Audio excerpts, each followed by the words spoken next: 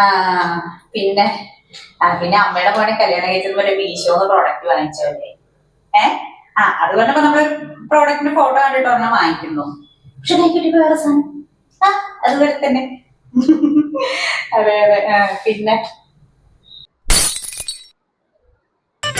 ഈ മനോഹര തീരത്ത് തരുമോ ഇനിയൊരു ജന്മം കൂടി, എനിക്കിനിയൊരു ജന്മം കൂടി.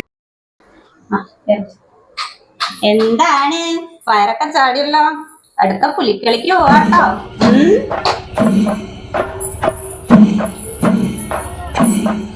ഷടാ ഇപ്പൊ ഇതും ടൈറ്റ് ആയോ? പോയി